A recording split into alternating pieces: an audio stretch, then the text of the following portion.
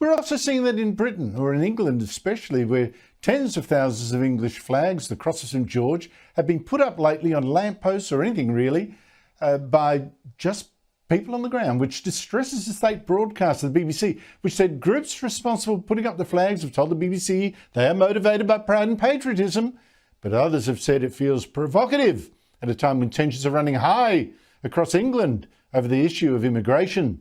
Joining me from London is writer, broadcaster and commentator Esther Krakue. Esther, great to see you. What does it say about Britain or Australia that flying the flag is now deemed by many in the BBC or wherever as provocative? That strikes me as troubling.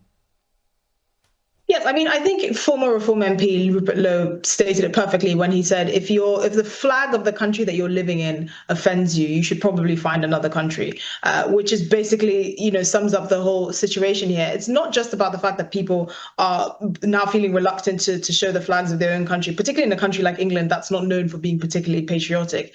It's the fact that for months, for years even, we've been seeing flags for literally everything else. On council buildings, you can see the LGBT flag, you can see the Palestinian flag, you can see literally any other flags but the flags of the country that people are paying taxes in, that people are swearing allegiance to, that people, if it came to war, would fight and die for. And this is the problem that we're seeing now, not just in Britain or Australia, but across the West. There's a sort of shame associated with celebrating your flag. I mean, we've seen such a similar situation in Germany, for example, which has a much more complicated history with its own flag and all of that. And they're saying, why can't we fly the flag here? Why can't we fly the flag in Canada? When the government wants us to pay taxes, they have no problem talking about our duty and what we have to do to make this country tick. But when somehow you want to actually celebrate the country and the values that it stands for, that's a big problem. And unfortunately, Operation Raise the Flag doesn't seem to be slowing down anytime soon, because there are just people in this country that are sick of this. They are sick of having to bow down and feel ashamed for themselves, their history, their country.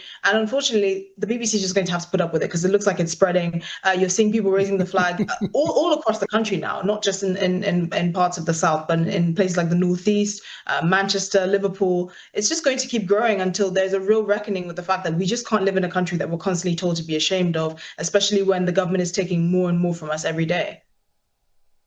Oh, it's fascinating to watch. It really is. And it's interesting it comes from the grassroots.